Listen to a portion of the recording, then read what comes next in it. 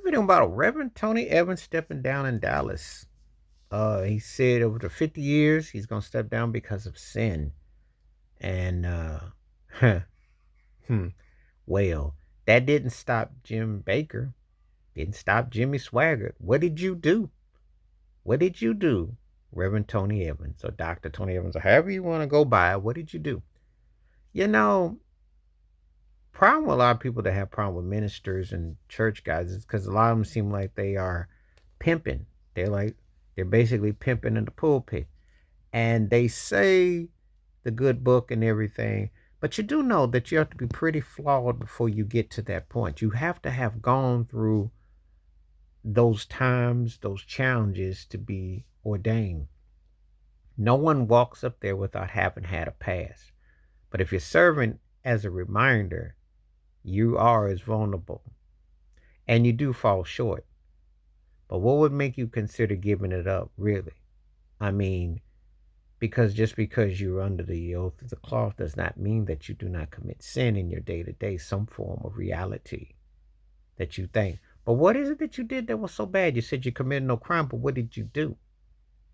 See, a lot of them are pulpit pimps and pushers. Not really that different from Don the Magic Wand or Joel Osteen. Yeah. Remember Joel Osteen, they want people in his church when there were storms going on. Pulpit pimps and pushers and hustlers. It's not a lot different for some of them. The people that talk the good book and spread the good book have to live accordingly. When you live accordingly, you understand those things that you don't partake in.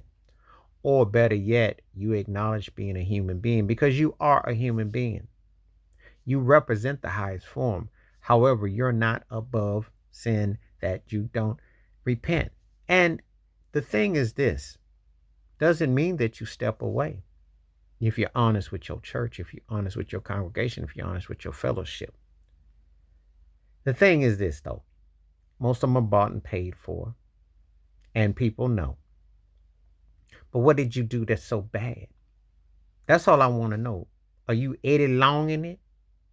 Are you James Cleveland in it? Are you Jerry Falwell in it? Are you Jim Baker in it? It's funny because they got the lifestyle, they got the means, it's tax deductible, it's worldwide. It's like some of the priests and a lot of things. And let me say this. I am not knocking anything about people refining their faith.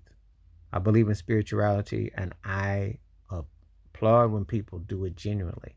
However, we are human beings at the end of the day and we do have challenges and we have to act in accordingly to a higher calling, a higher spirit. The things we say, the things we do, our true conviction of how we feel. When people are on the pulpit and they're preaching or talking, I want them to be humanized, to say that they're flawed. I want them to talk about racism, sexism, the standards, the drugs, the homelessness, the environment, the prison population, the lack of motivation, why there's a divide. The things that are part of the real, you tie it into biblical. You don't make yourself superficial. So when you get a minister or someone that talks that and can engage in the conversations and tie it and be cohesive, then that's the good book. That's where it builds from. But if you're up there just using it as a means to lifestyle or doing this, and it is put there because the church does put people in positions to look a certain way. We want you in a nice three-piece suit, nice car, fresh haircut, pizzazz, charismatic.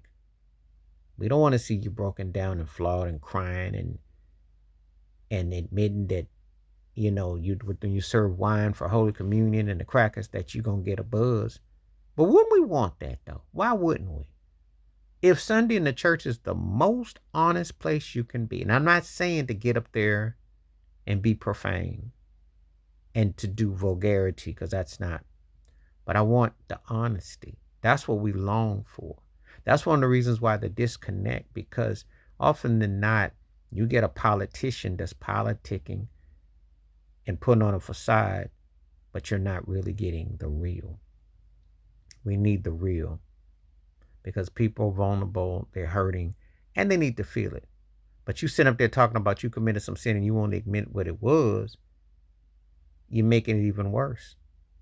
Who says that you have to quit your post? As a matter of fact, you're needed and wanted even more than you were before, because you have to retrace those steps to get to where you are. And remember, you have to go to that ledge before you can get yourself back inside to that building you were a part of.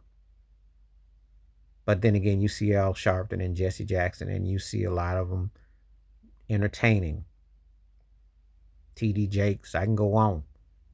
The disconnect to the certain lifestyle and agenda, they're two different entities. Give people hope and salvation and speak the truth. And that is redeeming yourself, not taking it away with you where you'll never know. Because you'll save a life by being honest. Please like, subscribe, welcome thoughts, comments. And I do respond. Thank you. Wash your hands. Keep your mind clear. Watch out for another shit if you like them out. Peace.